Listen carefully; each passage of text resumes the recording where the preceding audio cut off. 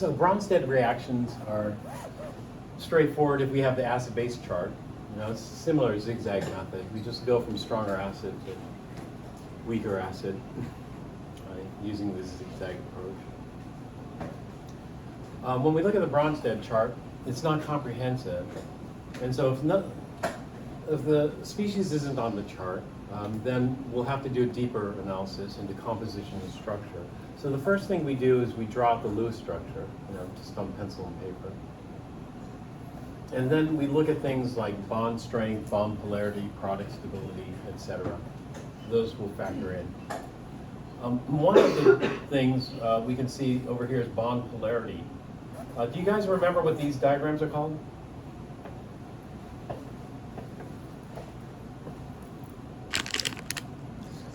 Scaling or something like that, or is that like a way of It is scaling. You know, we have a scaling. The colors range from one to the other. You know, on one extreme, the color is red. At the other extreme, the color is blue. And in the middle, it's green. And so this always confuses me because two reasons.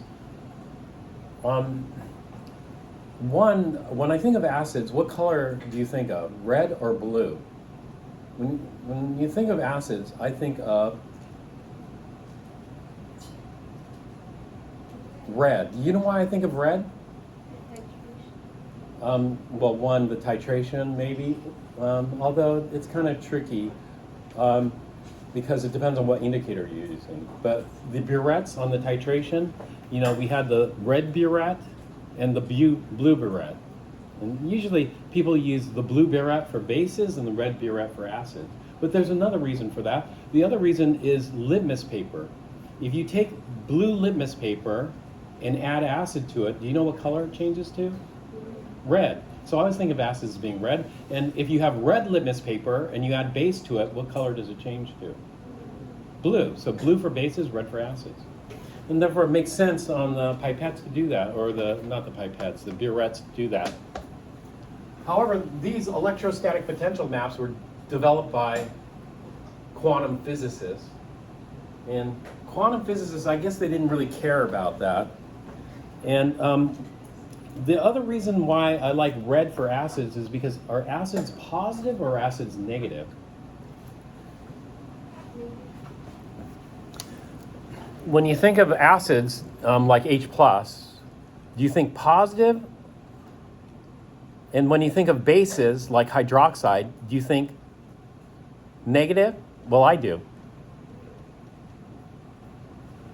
So when I think of acids, I think positive, and when I think about bases, I think negative, like hydroxide. Hydroxide is a strong base, H+ is a strong acid. Positive, negative. Chemistry is all electrical interactions. And when you think of batteries, is the positive terminal of a battery red or black? Usually. Red. You know, so when I think of batteries, I think red. And when I think of batteries, I think positive is red. And when I think of acids, acids are positive. So it makes sense. Acids are red because litmus and batteries. Right? Does that make sense to you? All right, so then I had to flip my thinking because do you know what this is showing? Mm-hmm. This is showing the delta plus on hydrogen here, the amount of positive charge. The more positive charge, the more blue it is. So this is acetic acid here. You can see the hydrogen on acetic acid isn't very blue. And if you look at the hydrogen on the sulfuric acid, it's quite blue. And so this is a lot more positive charge, making it more acidic. So this is backwards from what I think. And so in this case, blue is for acids and red is for bases. So just remember that here. And so we can see that sulfuric acid, this is from quantum mechanics, but do we have quantum mechanics? No. Actually, we could generate electrostatic potential maps using the quantum mechanical program Spartan, the iPad version. The iPad version is cheap.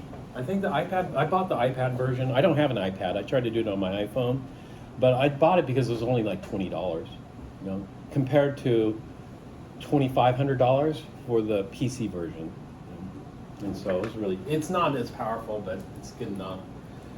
And so we could generate these using quantum mechanics, but we don't have quantum mechanics. I mean, I'm not going to expect everybody to get the app or the program.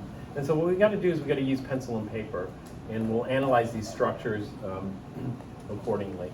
And so we look at delta pluses, delta minuses. Do you remember the inductive effect and formal charge and those types of things we'll look at? Well, that's for Bronsted. For Lewis, we have to do Lewis structures. So here are quantum mechanical, electrostatic potential map, red and blue, different acids here.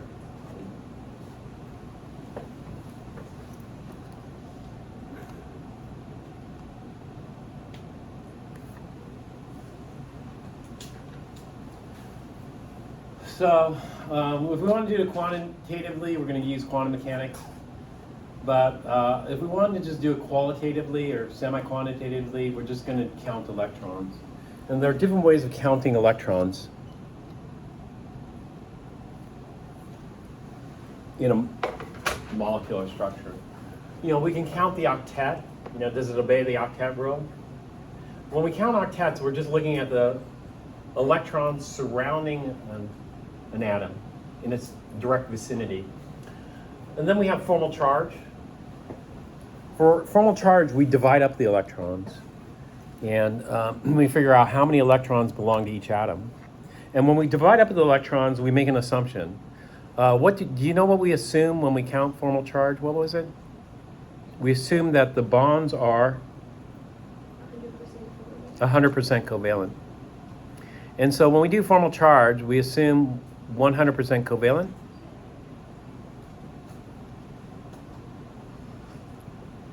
And when we count oxidation state, we assume what? 100% ionic.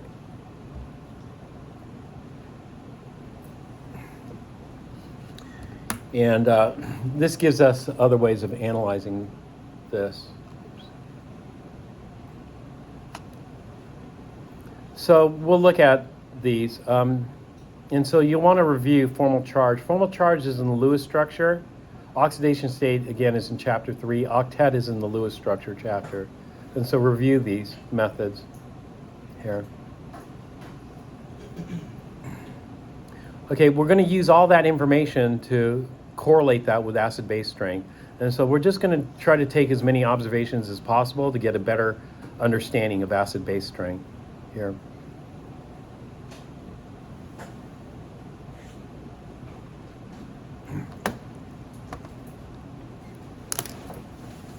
So we don't do this for every species that we encounter. So for example, ammonia. Ammonia is a good Bronsted base. That's weak, but it's still good. What makes it a Bronsted base is it's capable of accepting a proton. This lone pair can accept a proton, and we could form ammonium. It's also a Lewis base. A Lewis base is an electron pair donor. And to be a good Lewis base, one, we want negative charge density. And so what we're going to do is, this gives us the fourth way of determining electrons. Should add that here.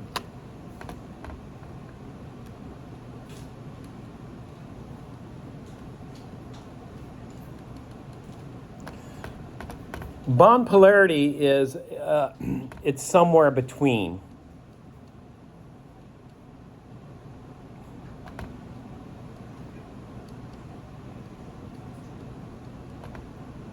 Number 2 and 3.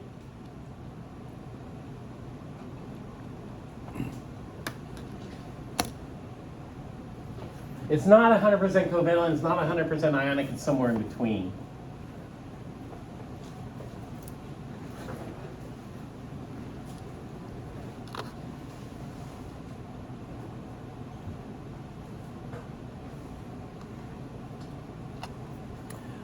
So we can count the electrons here. We look around nitrogen. Does nitrogen have an octet?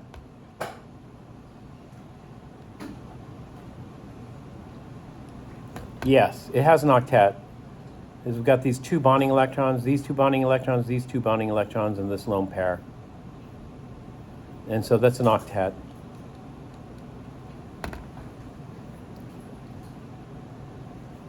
We look at boron here. Does boron have an octet? Yeah. Well, it looks like it has less than an octet. It's got 2 electrons, 2 electrons, 2 electrons. Do you see that? Are you guys familiar with wedge dash diagrams? Here. It means it's like coming towards you in B space. Yeah, the wedge is coming out towards you, the dash is going in. But a wedge represents just 2 electrons or a bond. This is a problem with organic chemists. Organic chemists don't write the lone pairs here sometimes. They wrote it here for the nitrogen, but they didn't write it for the fluorine. The fluorine has 3 lone pairs on each. So each fluorine also has an octet. And so when we count octets, we end up double counting. Here. The bonding electrons there. So we could use these bonding electrons for the boron, and we could use these bonding electrons for fluorine. And so it's a win-win. But when we count using the other methods of formal charge and oxidation state, it's a zero-sum game. That is, we can't double count. And so here, this has less than an octet.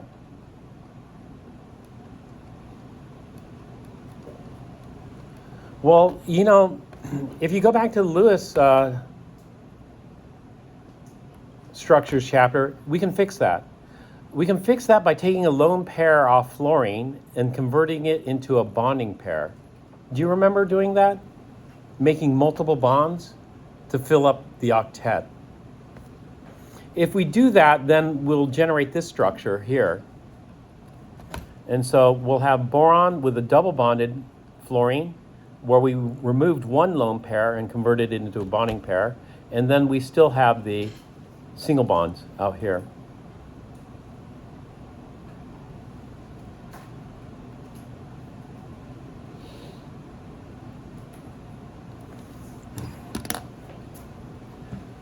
But when you look at that, this is a no-go. Why? This structure is not going to happen. Do you know why? Ashley? Fluorine is really electronegative, so it doesn't want to share. Yeah, it doesn't want to share. This would require fluorine giving up one of its electrons to boron. And we could easily see that by looking at the formal charge. When we count the formal charge, we do it like this. We assume the bonding is 100% covalent. If it's 100% covalent, it's a 50-50 sharing scenario. The formal charge is most important in acid-base behavior. So when I count the electrons, these lone pairs belong entirely to fluorine, but the bonding electrons are shared. And so half of them belong to fluorine, the other half belong to boron. So fluorine ends up with 1, 2, 3, 4, 5, 6 electrons. How many electrons did fluorine contribute to the structure? It has 7 valence electrons. So it contributed 7 valence electrons and ended up with 6. That means it's short 1 electron. If it's short 1 electron, what charge does it get? A plus or a minus? It gets a plus. So this is a plus. And it's a +1, but for formal charges, we don't write the 1. For oxidation states, we'd write the 1. For formal charges, I like to circle them. So this would be a positive formal charge. And so fluorine lost an electron. Who did it lose it to? Well, let's take a look at boron. We do the same thing. For formal charge, we'll just split the bonding electrons in half, like this. And then that means boron ends up with 1, 2, 3, 4 electrons. Boron ends up with 4 electrons, but how many valence electrons did boron contribute? Only 3. So it ends up with an extra electron. And that gives boron a negative formal charge, which we would just write minus like that. Now these fluorines here, these are going to end up with 1, 2, 3, 4, 5, 6, 7. So it gives 7, it ends up with 7. So that's 0 here. formal charge. Normally we don't write 0 formal charges, but I'm going to write it here. 0 and 0. Normally we just write the non-zero formal charges here. And so this is great because we'd be able to get the octet, but fluorine wouldn't do it because fluorine is the most powerful or the most electronegative element on the periodic table. It's also the most powerful oxidizer. It's not going to want to give up electrons. And so this structure does not form. And so we're left with this. We're left with less than an octet. So if boron can't get the lone pair from fluorine, it has to seek a lone pair from somebody else. And so this is what makes boron trifluoride a powerful Lewis acid. This is a powerful Lewis acid. Lewis acids are electron pair acceptors. So it's a powerful Lewis acid because it needs a pair of electrons. And it sees a pair of electrons here. And so do you guys remember hybrid orbitals? What's the hybridization on nitrogen here? sp3. And so we have a lone pair in an sp3 orbital. And what's the hybridization on boron? This is trigonal planar, so this must be sp2 hybridized. And if it's sp2 hybridized, then we have these sp2, sp3 sigma bonds to fluorine, but it also means that we have an empty p orbital here. There's 2 out of the 3 p orbitals are going to be used to form the hybrid orbitals, and then we have this empty p orbital.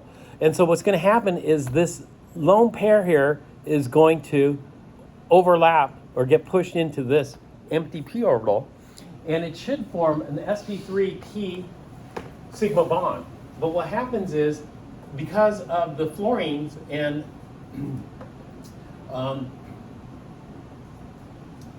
VSEPR, that is valence shell electron pair repulsions, it rehybridizes.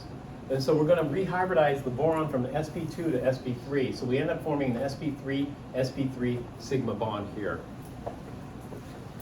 Now this sp3 sigma bond gets one additional name to it.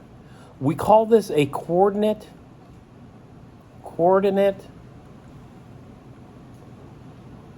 or dative, coordinate covalent, let's say, or dative bond.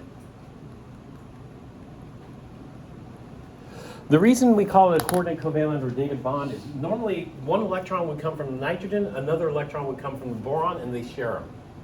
But in this case, nitrogen is going to be both electrons to share. Since nitrogen is going to be bringing both electrons to share, then boron didn't contribute any electrons to this bond, so we call it a coordinate covalent or dative bond.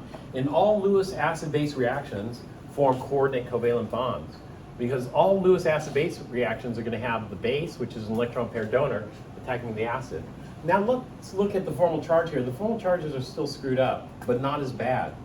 And so this is one of these compromise situations. How do you know if it's good or if it's bad? In this case, it turns out it reacts, so therefore it must be good.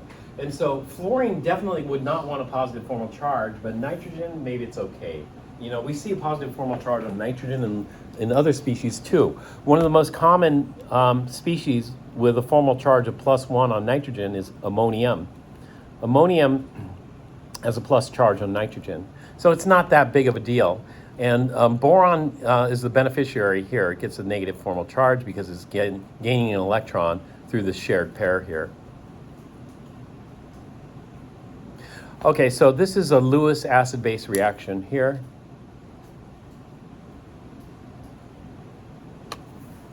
So we want to identify Lewis acids and bases. One thing is a Lewis base is electron pair donor. So when I look at this, look at fluorine. Shouldn't that be the electron pair donor? No. Fluorine is an awful Lewis base, because fluorine doesn't want to really donate an electron pair because it doesn't want that positive formal charge. So nitrogen's okay here. And in addition to that, we need other things here. So let's look at some examples here. So this is ammonia, which is fine. Ammonia, when it's acting as a Lewis base, we give it a new name.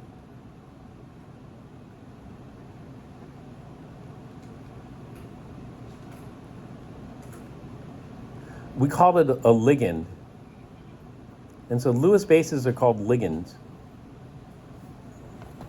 And so ammonia is a ligand. When ammonia is a ligand, we rename it. We call it an amine.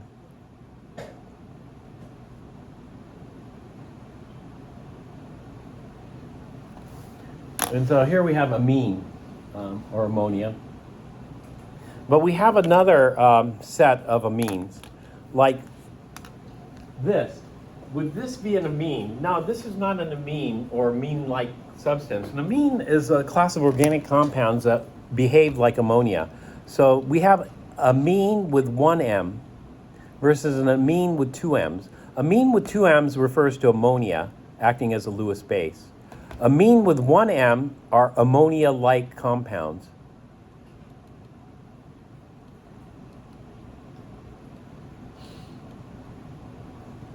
These are all going to be weak bases. So ammonium is not an amine. But what would be amine would be something like this, CH3NH2. CH3NH2, this is methylamine. And this is going to be very similar to ammonia. The only difference is we replace one of the hydrogens with a methyl group. And that doesn't change certain characteristics of this, because carbon and hydrogen have similar electronegativities. Electronegativity of carbon is 2.5, electronegativity of hydrogen is 2.1. So what that does is it changes the negative charge. Now I'm going to use this delta minus, here. Nitrogen's more electronegative, it sucks more of the charge. And then over here, the delta minus on ammonia is comparable. In fact, we'd expect the delta minus on ammonia to be a little bit bigger than the delta minus on methylamine because carbon is slightly more electronegative than hydrogen, but close to the same. Now that's the first picture. Later on we'll see it's actually a little bit more complicated. Did I talk about this yesterday? No? It's a little bit more complicated because when we do a more thorough analysis, this carbon is not alone. This carbon's bonded to hydrogens. And it turns out this carbon is kind of like methyl. You know methyl? Methyl comes from methane. And when I think of methane, what do I think? I think of methane as being electron rich or electron poor. Electron rich. So this group is what we call an electron rich group here, methyl. And when I look at the oxidation state, the formal charge is all 0, but when I look at the oxidation state is counted differently. And so sometimes I will use the oxidation state, it depends. But oxidation state is winner take all. Formal charge is 50-50 sharing. So if we do oxidation state, winner take all. So carbon versus hydrogen, carbon's the winner. Carbon's more electronegative. And so it takes all these electrons. Carbon versus nitrogen, nitrogen's the winner. Nitrogen's more electronegative. And so in this case, carbon ends up with 2, 4, 6. Nitrogen gets this. And so if it ends up with 6, normal valence is 4. It ends up with 2 extra electrons. So that gives us a -2. Now, for oxidation states, I like to use parentheses. For formal charge, I like to circle them. That way I can keep track of them, because you don't want to compare oxidation states with formal charges. They're at the two opposite extremes. If somebody told you, how cold does it get in Siberia, and you tell them, well, the hottest it gets is 90 degrees, does that make any sense? No, you're looking at, cold temperatures, not hot temperatures. So you don't compare the two numbers, because it's like comparing two different things. And so this makes it a bit rich, and that being rich makes the nitrogen more negative, and the nitrogen being more negative makes it a better base.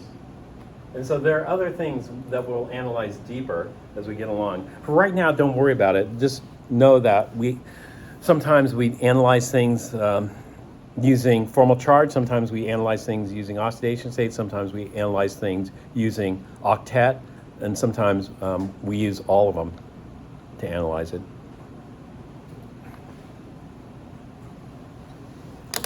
So When we're looking for Lewis, there's no chart. You know, Bronsted has a nice chart. You know, at the top of the chart is perchloric acid, and then we can keep going down from there. For Lewis, we have to analyze these on a case-by-case basis. And so it's kind of similar to what we did for Bronsted. We look for electron-rich areas. Electron-rich areas, those are more likely to be donor sites, you know. That is, they're more capable of sharing an electron pair. It has to have an electron pair, though. So it's an electron-rich area with a lone pair it can share. So when we're looking at electron-rich would be red or blue. Electron-rich is base, negative. And so base is going to be red or blue on the electrostatic potential map. Red. And so when I look at this, I see, okay, base, base, base, base, base, base, base, base. These are called base sites. And then when I'm analyzing this, I look for electron pore areas. Electron pore areas will be positive charge density. Positive charge density should be what color?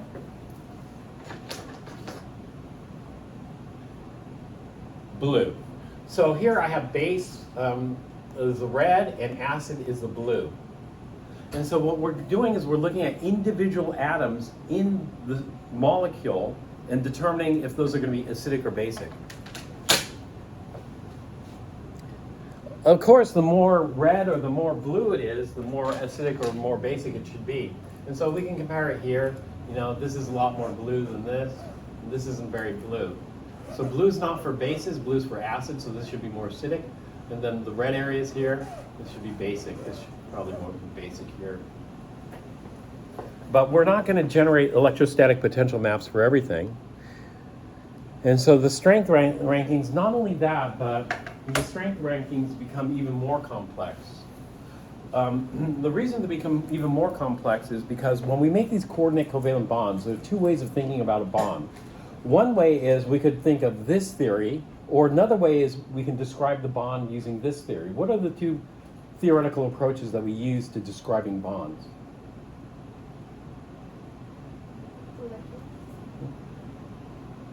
So we could look at the coordinate covalent bond as being what I just did. Oh, that's going to be an sp3 sigma bond. When I say sp3 sigma bond, what theory am I using? Not molecular orbital. I'm using valence bond theory. Is valence bond theory the more powerful approach? No. The reason I did it is because it's easy. It's easy. The more powerful approach would be molecular orbital. But when you did molecular orbital theory in Chem 1A, you only did diatomic molecules. Diatomic molecules are just two atoms. And so in molecular orbital theory, we don't do this orbital overlap. What we do is LCAO. Does anybody remember what LCAO stands for?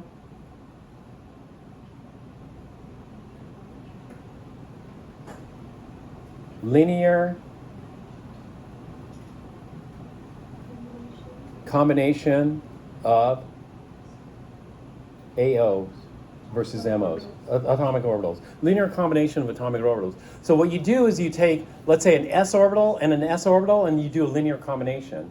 When you take two s orbitals, you form a sigma 1s bonding, that is if they're in phase. So plus plus or minus minus, they're in phase. When I talk about phase, I'm talking about the amplitude of the wave function.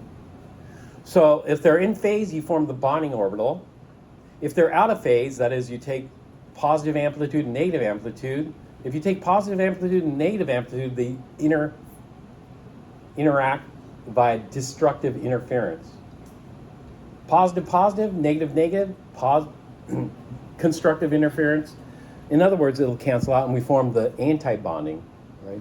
And so in MO theory, we form bonding orbitals and anti-bonding orbitals. And the MO diagrams get quite complicated. So when I go back to here, you know, this, how many atoms is it?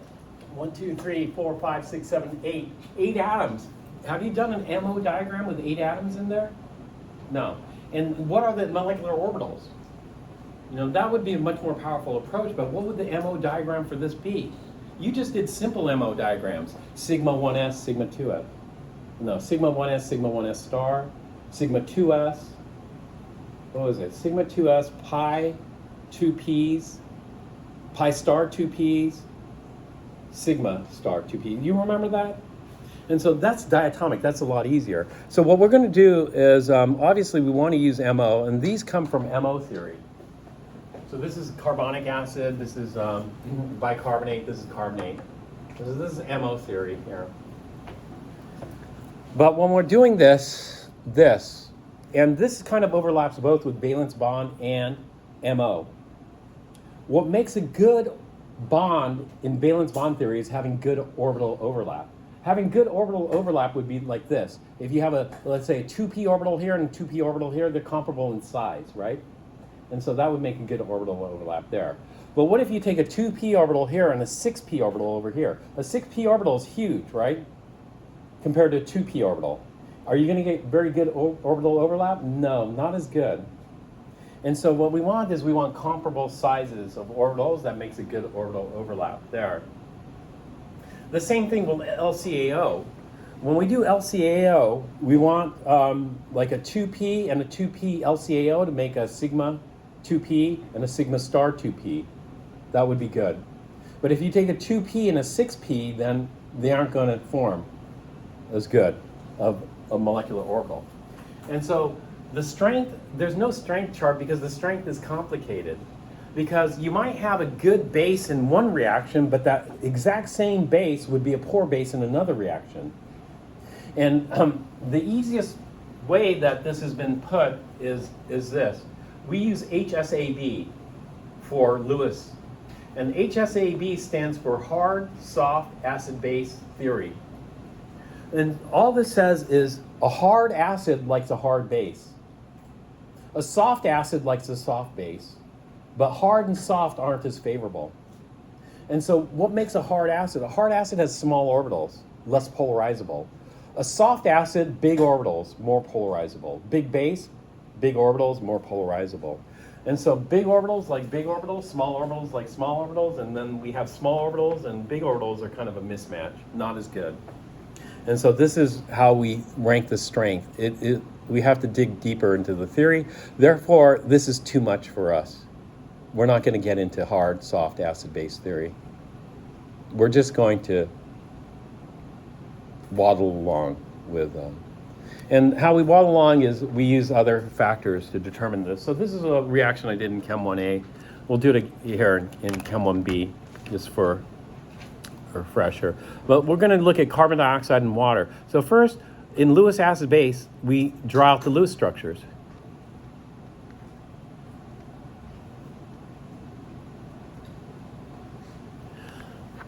So we could do formal charge. Formal charge is always useful to do. When I look at the formal charges for this, are there any formal charges or are they all zero?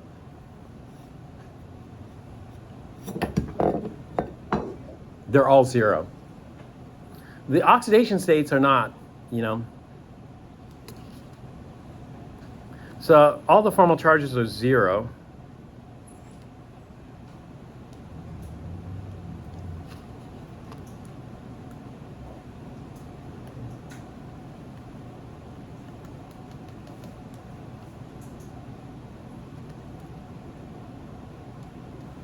This is lit, but it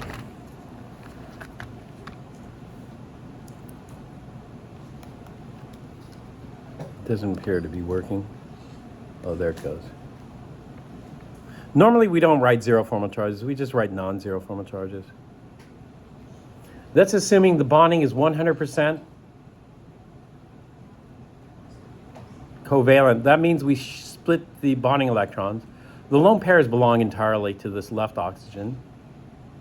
And then we split these bonding electrons here. So carbon gets half of all the bonding electrons. And then the other half of the bonding electrons goes to this oxygen, and the lone pairs belong entirely to this oxygen. So we count the electrons here. So I got 1, 2, 3, 4, and then 5, 6 from half of these. And then 1, 2, 3, 4 from half of these. And then 1, 2, 3, 4, 5, 6. So oxygen contributes 6 valence electrons, carbon contributes 4, and they end up breaking even. There's no deficit and there's no excess. So that's the way we count formal charge. When we do oxidations, a winner takes all. Oxygen versus carbon, who's more electronegative? oxygen, so oxygen takes all bonding electrons. And so we count a little differently. And this gives us what? 8. And how many did oxygen contribute? 6. So it came up with 2 extra, which gives it a -2. And I put parentheses around that. The same thing with this oxygen. Oxygen takes all, ends up with 8, 2 extra electrons, 2 extra negative charges. And that leaves carbon. Carbon ends up with no valence electrons. It contributed 4, and therefore it comes out as +4. So these are the two extremes. Knowing the extremes is very useful. We want to know what the extremes are. So the extreme is no charge to -2. The reality is we need quantum mechanics to figure out what the reality is. It's not 0, it's not -2, because these bonds are polar covalent. So polar covalent bonds lie somewhere in between covalent and ionic. And so what we do is, since I don't have quantum mechanical programs, if I had a quantum mechanical program, I can figure out what the charge is. Since I don't, what we do is this. We call it delta, meaning it's somewhere in between 0 and -2. We call it delta minus. And then carbon is going to be delta plus, and this oxygen is going to be delta minus. And so this is our analysis here. So the negative charge regions are what color in the electrostatic potential map? Negative charge is red. I always have to remember it's backwards from what I think or what I expect. And so this is red, and then the carbon would be blue. And so red sites are acid or base? Red is base. So this is base, and it's got a lone pair. It's got to have a lone pair. So this is base. We have 2 base sites. In other words, 2 base atoms. And then we have carbon, which should be the acid site. And so that's our analysis for CO2. Now we're going to go to H2O.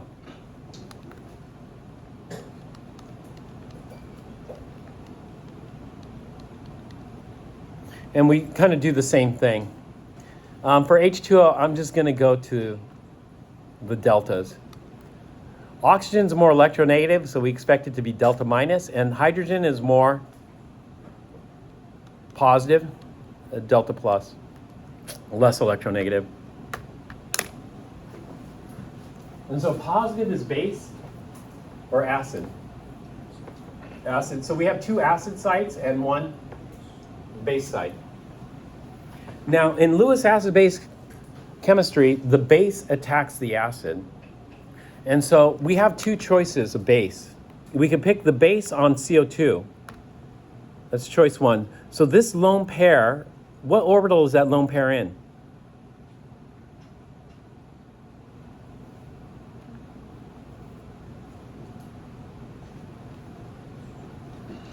What hybridization is that oxygen?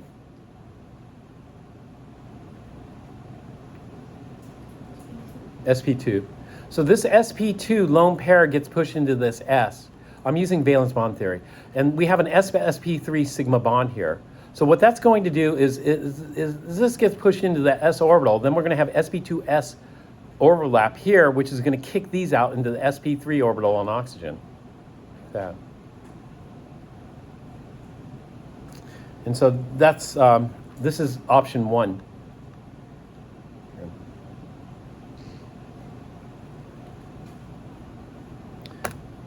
Option 1 ends up being a dead end. I'm not going to go through the whole thing, but what you do is you work through it and then see if you end up with anything reasonable. And we wouldn't end up with anything reasonable here. So what we're going to do is we're going to try the other option. The other option is we're going to have the base site on water attack the acid site on CO2. So here, this would be option 2. This sp3 lone pair gets pushed. But carbon doesn't have an empty orbital like boron did, right? Carbon doesn't have an empty orbital.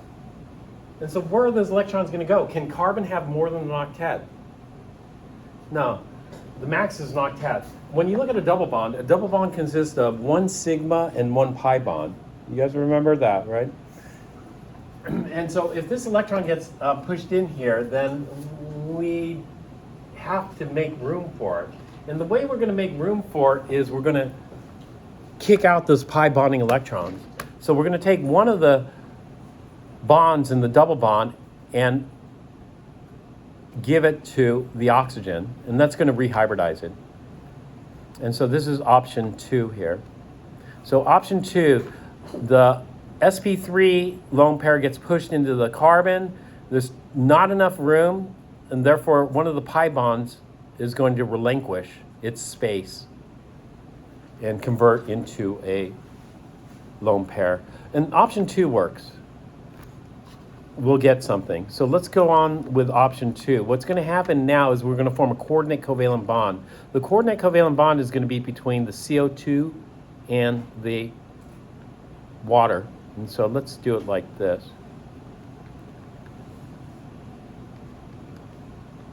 Here.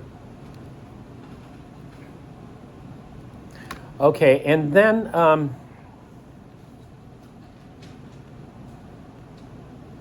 this oxygen, the pi bond is going to break, and then those pi bonding electrons will end up being a lone pair over here, and then we'll have this double bond out here.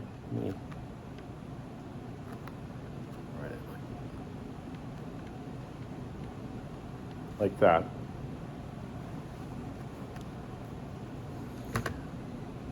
All right, does this obey the octet rule? Yeah, this obeys the octet rule, but something doesn't look right about this. What looks wrong about it? What looks wrong are the formal charges. You know, when we have oxygen with 3 bonds like this, it's got to get a positive formal charge. And when we have an oxygen with 3 lone pairs, it's going to get a negative formal charge. And so the formal charges. So this isn't as stable, even though everything has an octet. The octet isn't the only thing we look at. If you go back to the Lewis structures, we always look at the octet and formal charge. And so this is going to be not as stable. And so what can happen is this can reverse back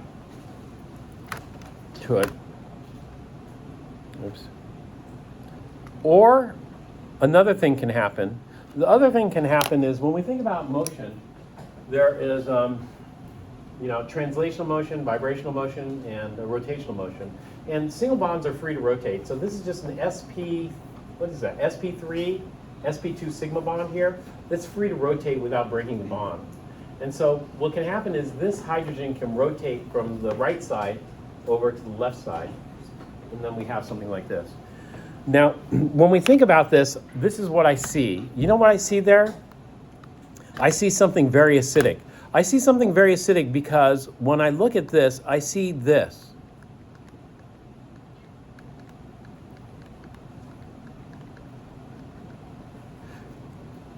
What is this called? H3O+. Hydronium. Hydronium is quite a bit more acidic than water. The reason why, this is going to be a lot bluer. This is going to be a lot bluer than this. The reason that it's going to be a lot bluer is because this oxygen is neutral, whereas this oxygen has a positive charge, and therefore it's going to have a stronger inductive effect. That is, it's going to withdraw the electron density.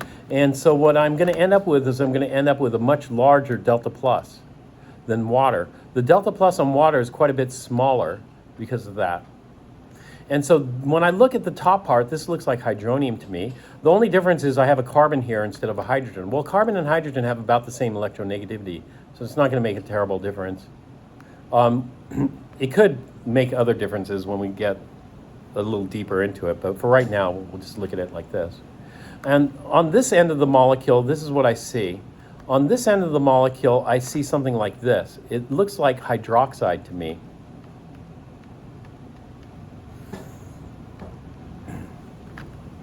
This kind of looks like hydroxide to me because I have the oxygen with a negative charge, like hydroxide, except rather than having a hydrogen, I have a carbon. Now, hydrogen and carbon, again, the electronegativities are comparable. And so what I have is a strong acid, this, and a strong base in the same molecule. As long as they stay apart, it's okay. But what happens is I could have rotation here and I could have vibration. So if I rotate this over like this and just reorient it, I mean, it's going to be rotating anyway. And so I'm going to reorient this like this.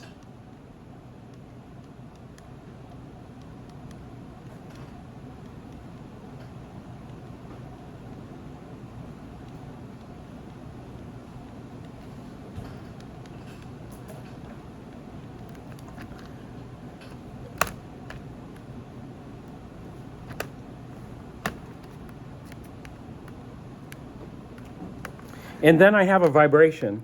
So I'll rotate that and vibrate it. And you know what's going to happen? What's going to happen is I'm going to get what we call an intramolecular acid-base reaction. This is just going to be a Bronsted acid-base reaction, or Lewis, however you want to describe it. And so in terms of Lewis, this is how we describe it. This sp3 lone pair gets pushed into this S and kicks out these sp3 electrons.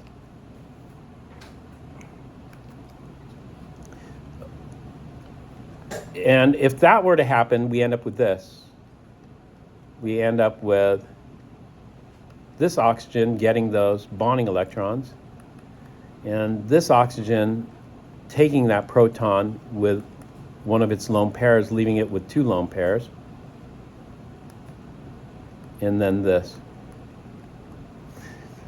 And so we end up with this H2CO3. Do you know the name of H2CO3? Carbonic acid. So CO2 can react with water to form carbonic acid. And this is called the mechanism. It's a Lewis acid-base reaction, and this is what causes the pH. pH neutral is pH 7, but we're quite a bit acidic. We're at pH 5 or pH 4 for tap water. And the reason is because of CO2. Even our DI water is pH 4.5. And pH is powers, these orders of magnitude. So pH 5 is 100 times more acidic than neutral water. But we know that carbonic acid is unstable and decomposes, so this is not favorable. Just a little bit of carbonic acid forms. In Chem 1B, we try to figure out how much carbonic acid forms quantitatively. In Chem 1A, we just say a little bit. And so a little bit of carbonic acid forms. Mostly the carbonic acid decomposes back. And so this decomposes back into CO2 and water.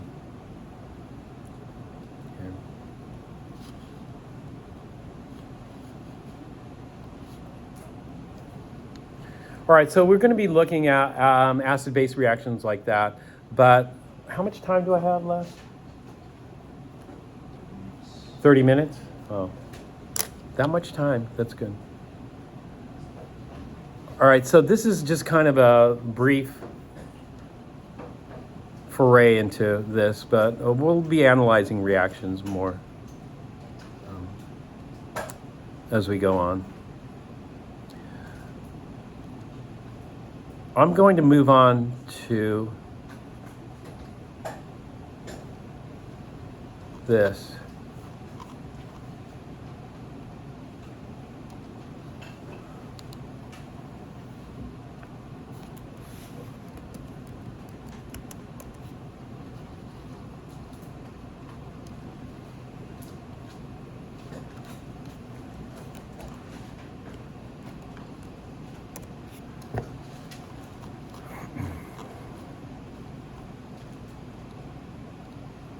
What we're going to do is we're going to look at the Lewis acid-base reactions, and then we're going to narrow it down to a specific type of Lewis acid-base reactions.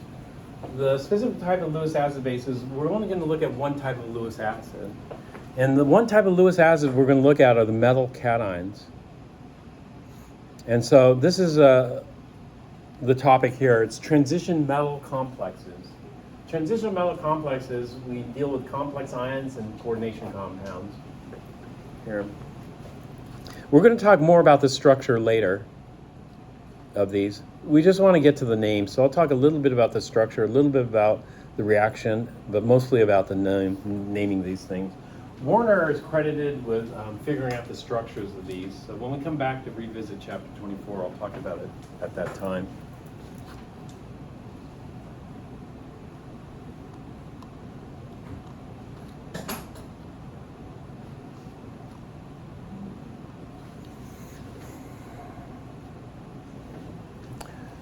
So here we have our ligands.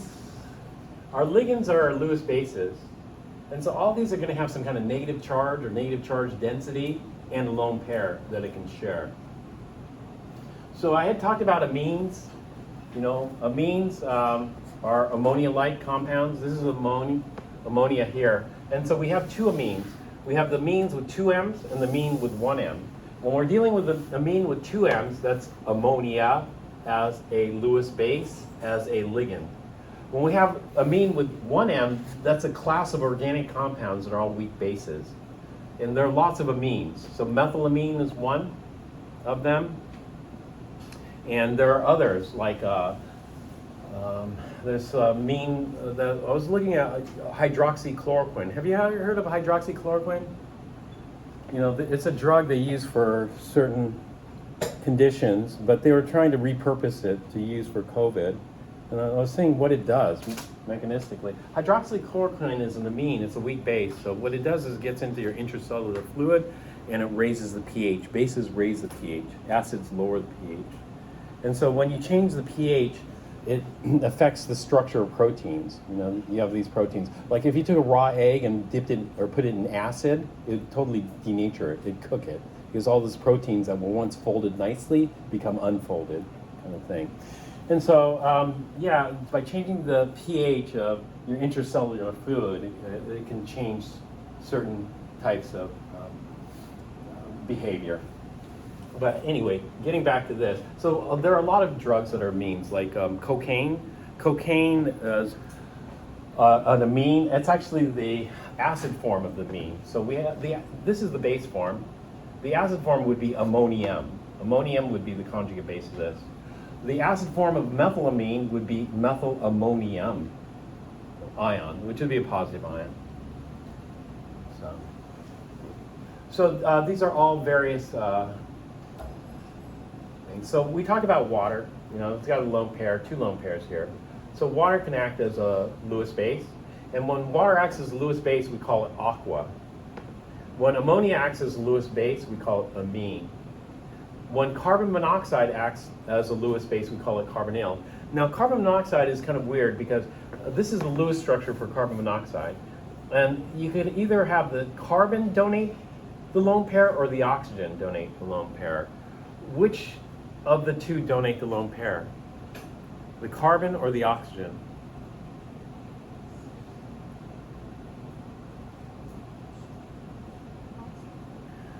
You would think the oxygen donates a lone pair, but one thing is, one, we have to have a lone pair, and two, it should be red or it should be blue.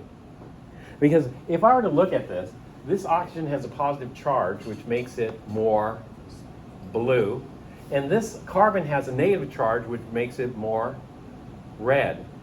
And so in terms of red or blue, this is red. And it has a lone pair, therefore carbon will be the donor. But that's weird because oxygen's more electronegative, isn't it?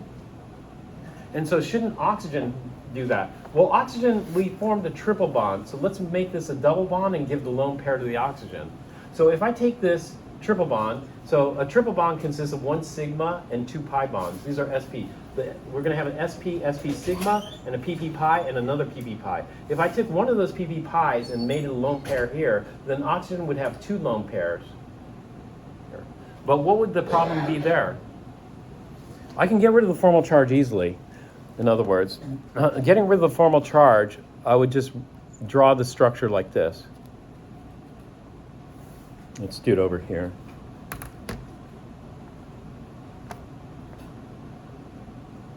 I think my tablet is gone. What are the formal charges?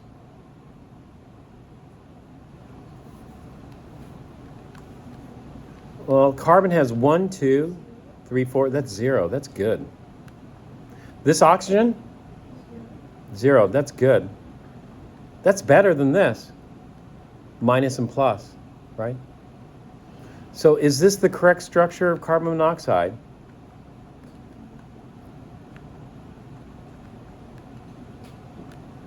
It looks better. Doesn't this one look better than this one, because this one, oxygen has to give up an electron to carbon. Does oxygen want to give up an electron to carbon? No, oxygen is more electronegative. For oxygen's electronegativity is like a 3.5, carbon's like a 2.5. It's a huge difference in electronegativity. So this structure does not look good, right? In terms of formal charge. In terms of formal charge, this structure is way better. But this structure looks awful. Why does this structure look awful? It doesn't have an octet. And an octet takes precedence over formal charge. And so this is no good. So it's this one. We have to live with this. But it gives it unusual properties. One of the unusual properties that it gives it is carbon monoxide is a powerful Lewis base. Carbon monoxide is a powerful Lewis base. It loves to attack Lewis acids, like transition metal. Or it doesn't even have to be a transition metal. But one of the Lewis acids it loves to attack is iron 2. That could be a serious problem. Because where do you have iron 2 in your body? In your blood. And if carbon monoxide gets in your blood, that's bad news. Because iron 2 is your Lewis acid, carbon monoxide is your Lewis base, and you're going to form a coordinate covalent bond, right? Which is not going to be very good. So carbonyl is quite toxic. Same thing with nitrosyl. I don't like the new naming system. I like the old one, nitrosyl. But they call it oxidonitrogen. And so this one's going to have a lone pair on nitrogen or oxygen, and either combined in this case. This is an amine. This is ammonia-like. This is methylamine. I don't know why they call it methanamine, but they call it methanamine. Is this an amine?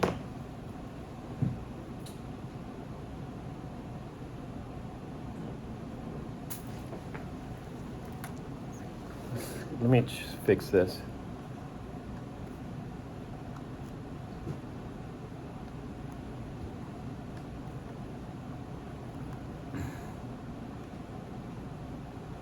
Methylamine or methanamine, you don't have to memorize this name.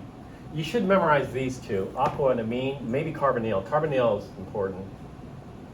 Nitrosyl, maybe that's actually quite good. Nitrosyl or oxidonitrogen, or what's the common name for this? Nitric oxide is a common name, or nitrogen monoxide. Nitric oxide is super important in biology, too. It's a chemical messenger. Pyridine's an amine. This is this is very ammonia-like. But nitrogen trifluoride is not an amine. Why?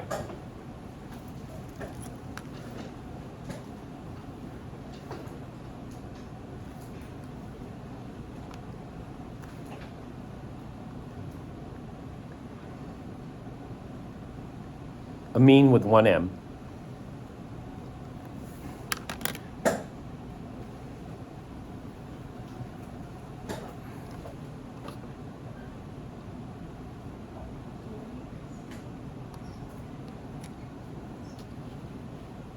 I'm sorry?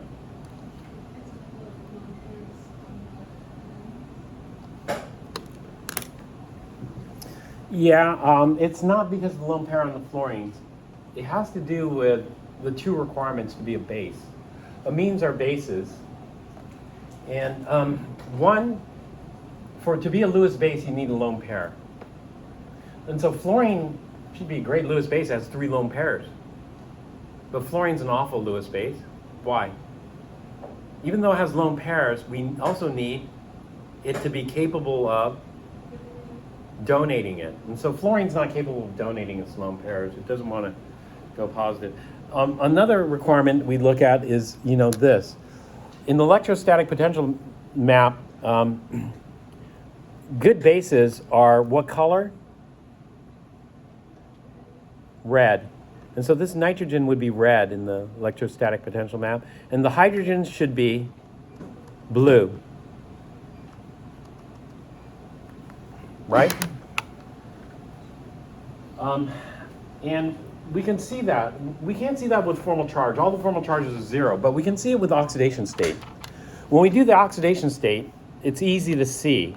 What are the oxidation states in ammonia here? And so it's winner take all. Nitrogen versus hydrogen, nitrogen wins all. And so nitrogen ends up with 2, 4, 6, 8. It has 5 valence electrons, it's -3. -3 means it's quite negative, which means it's going to be quite red. And so this is why I colored it red. Now let's take a look at the oxidation state on nitrogen trifluoride. When we do nitrogen trifluoride, winner take all.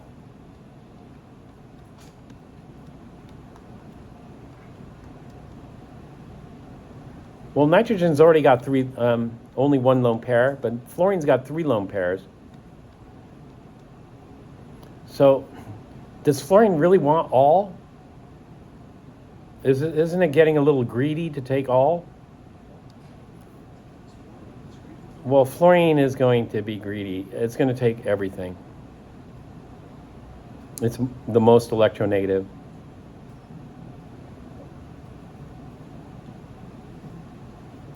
So fluorine takes all. If fluorine takes all, it ends up with 8. It's supposed to have 7. It gets -1.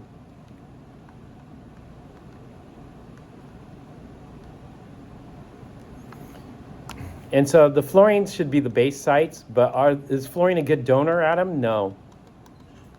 Because then it would switch it, potentially. That leaves nitrogen as, what's the formal charge on nitrogen? +3, which means it's going to be quite blue.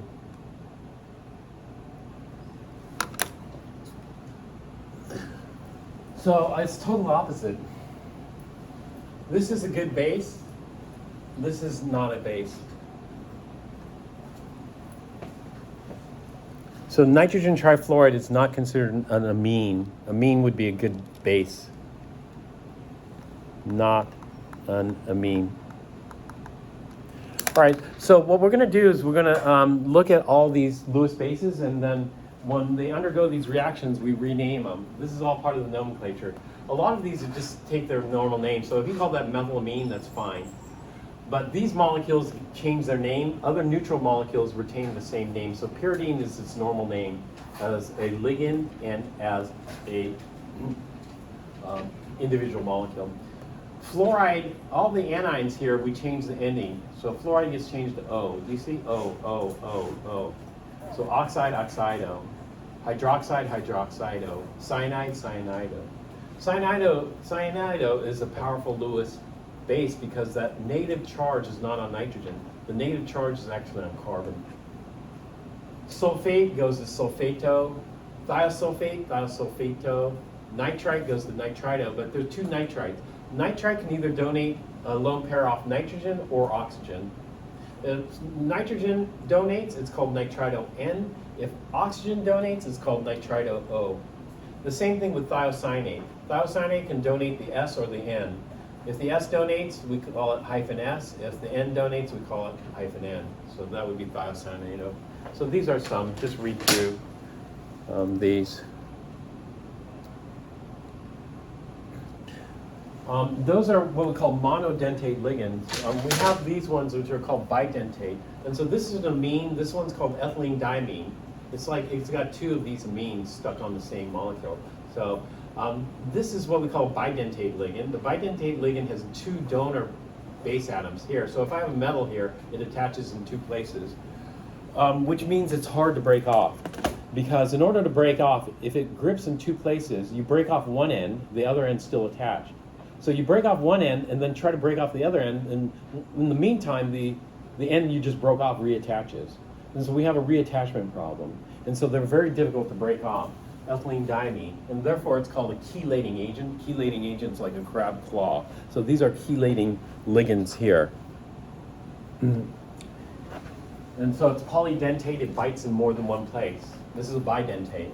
This looks like a tetradentate, but it's only bidentate because these two oxygens can't bind when these are bound. It's just because of the shape. These are sp2 trigonal planar, so this would be kind of on the opposite side. This one binds in 6 places, even though there are more than 6 donors. But if this one binds, this one can't bind because it's too far away. And so if this oxygen binds, this nitrogen binds, this nitrogen binds, this oxygen binds, and these two oxygens bind, that gives us a hexadentate ligand. So this is ethylene diamine tetraacetato, which is a hexadentate, or that's a ligand name. The ion name would just be ethylene diamine tetraacetate. And so these are called polydentate. Ethylene diamine tetraacetato is incredibly hard to break off because you'd have to kind of break all 6 of the coordinate covalent bonds at the same time to get it off. It's completely encapsulating the acid ion. And so what we want to do is we want to name these things. And to name these things, we follow these rules. And the best way to follow these rules is I don't really memorize these here. I just do a lot of practice. And the problem is the rules have changed over the years. So like what was it, 4 editions before, the rules were totally different. And so when you look at the names in 4 editions ago, it's quite a bit different. But one, we're going to need some prefixes. These prefixes we know, but we're going to need a second set of prefixes. So the first set of prefixes are mono, di, tri, tetra, penta, hexa. The second set of prefixes are bis instead of di, tris instead of tri, tetrachus instead of tetra. So bis, tris, tetrachus. Those another set, depending on the ligand name. We'll talk about when you need to use those. But anyway, the anions we changed to O, I to I, do, I to ito, etc. Neutral molecules generally carry the unmodified name, except for aqua, amine, carbonyl, nitrosyl. Ligands are named first in alphabetical order, and then the central metal. The metal is the acid. In anion complexes, we change the central metal and to Latin here. So iron goes to ferrium, and in anion complexes, we change the ending. So ferrium to ferrate, cuprium to cuprate, stanium to stanate, argonium to argentate, plumium to plumbate, aurium to aurate. And that's when we have anion complexes. We'll see examples of this, etc. And so there are a whole bunch of rules, and the rules haven't always held so strongly. But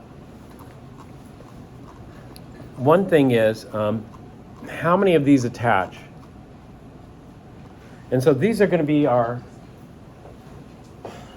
Lewis acid, and the ligands are going to be our Lewis base.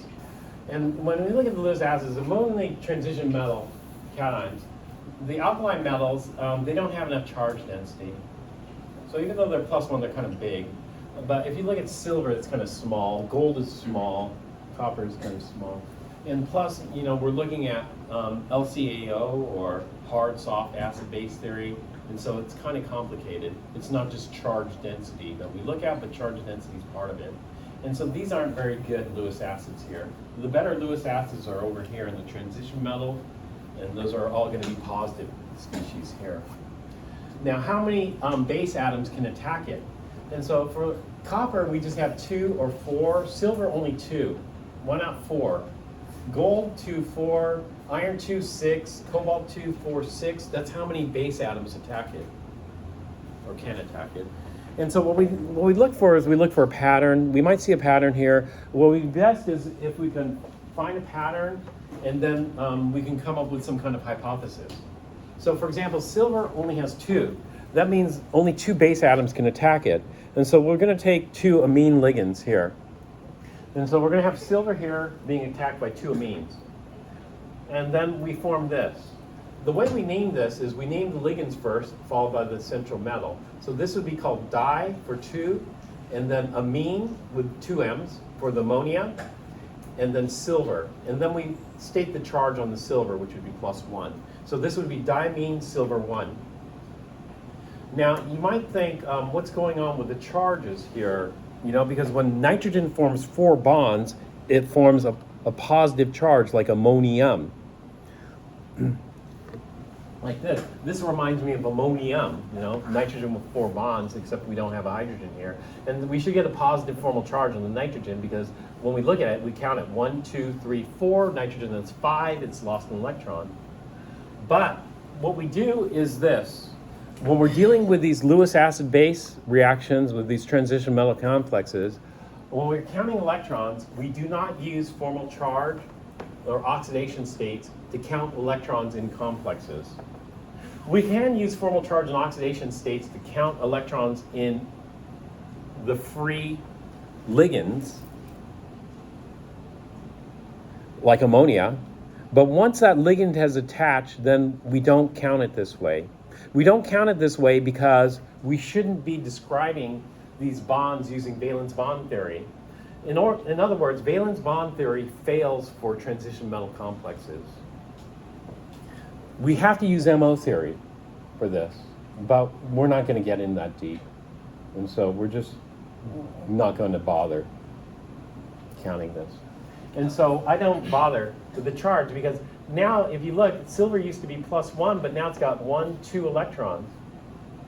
And so it should be -1. Quick question. Do you usually skip that part? Is like you said, you skip the calculus part because we don't do calculus at junior college. Is that something? Is that a reason why you skip this? No. Even if you know calculus, quantum mechanics is very difficult. If you know calculus and you can do differential equations, you can solve the Schrodinger equation for the hydrogen atom. But when it comes to the helium atom, it becomes way more difficult.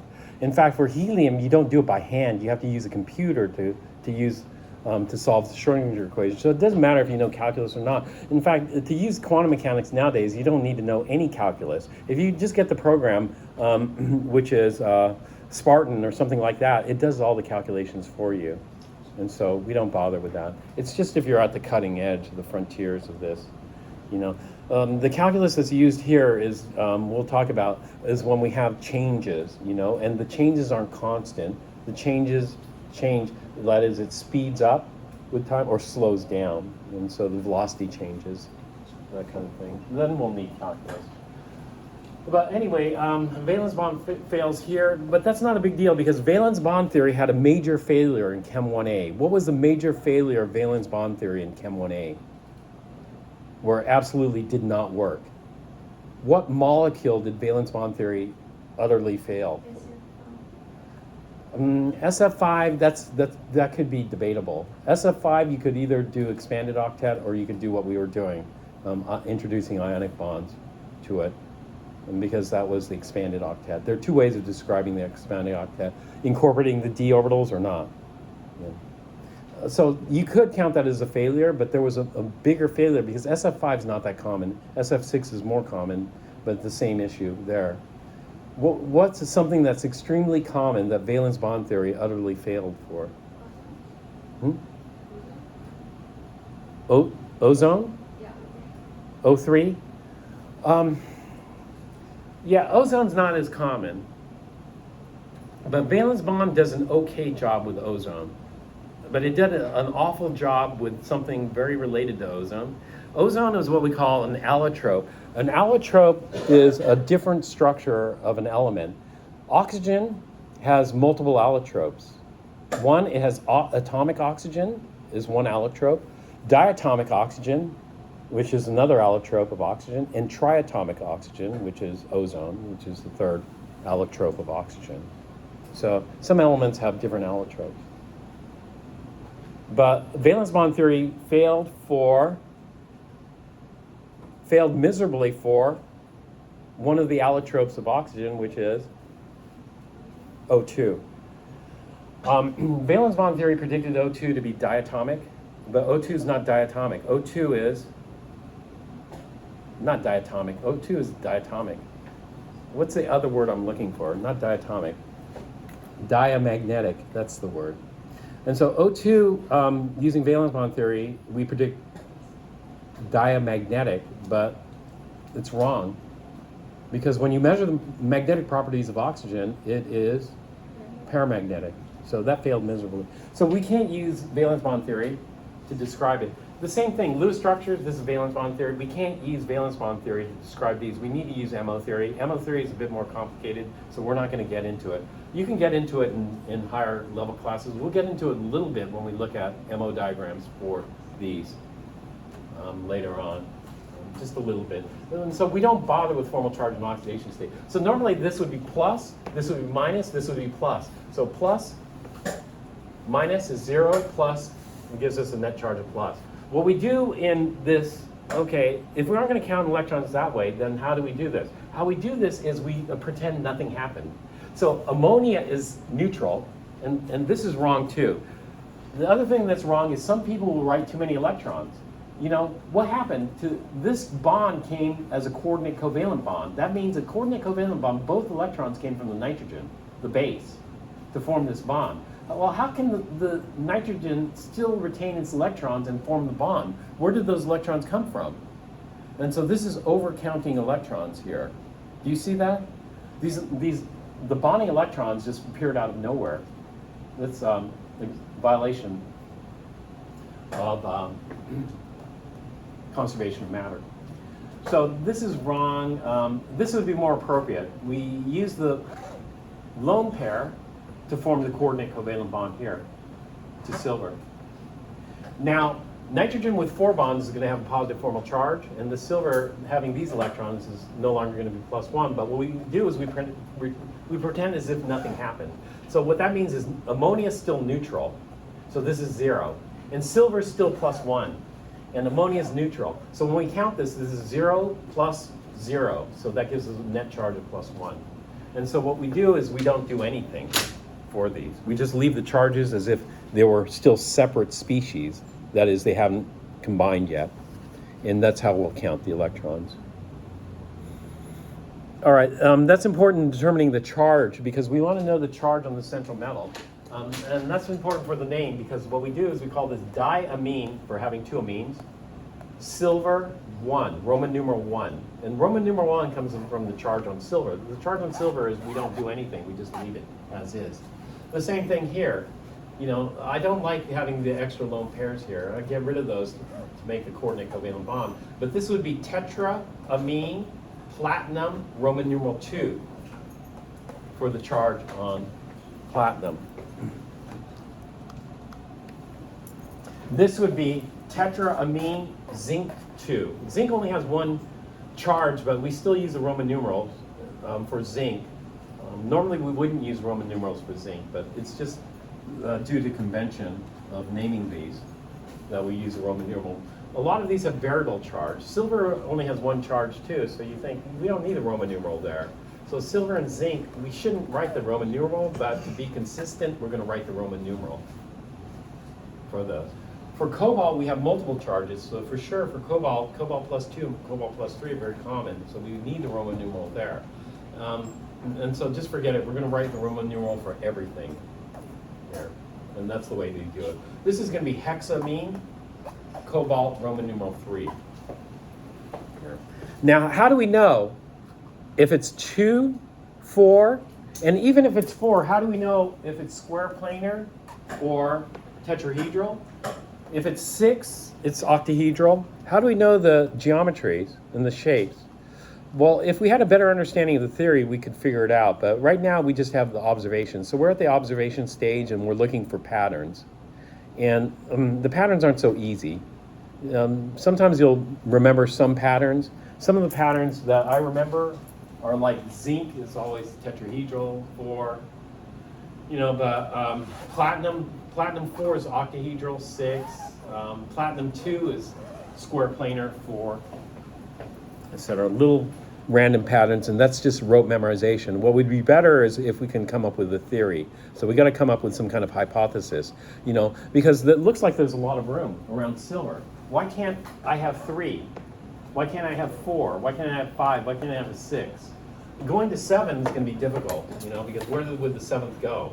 You have to go on the face of an octahedron. But it looks like I could fit more, but only 2. and it's at its max. So what's preventing more from attaching? You know, that's what we need to hypothesize, and if we understood the theory, we'd be able to figure it out. So what we're going to do is we're just going to, I'm not even going to bother remembering the rules. I'm just going to look at examples of memorizing, or not memorizing, just examples of reading the names for this. Now, this is ethylene diamine. It's a bidentate ligand. This is a central metal here. This is another ethylene diamine. So we don't want to call this diethylene diamine. Diethylene diamine is a bit confusing because it sounds like I have two ethylenes and two amines. But really what I want to say is I have two ethylene diamines. And so what we use is we use the alternate naming system. So I'm going to call this bis-ethylene diamine. And EN's the shorthand way of writing ethylene diamine because this is kind of big. And so we call this bis-ethylene diamine. That means I have two ethylene diamines versus diethylene, which thinks I have two of these ethylenes, and diamine, which thinks I only have two of these. And so we have the other alternate naming system, bis and tris. Bis and tris are going to be the two common ones that we do for ethylene diamine specifically. So that's platinum in the center. So this would be bis, ethylene diamine, platinum, Roman numeral 2. Ethylene diamines are neutral, so this whole thing is +2. It's a cation. Now, when we get to anions, it becomes more complicated because we got to change the name of the metal. So let's look at some anion complexes here. Do we have any time, or are we out of time? We're out of time, so I'm going to stop here.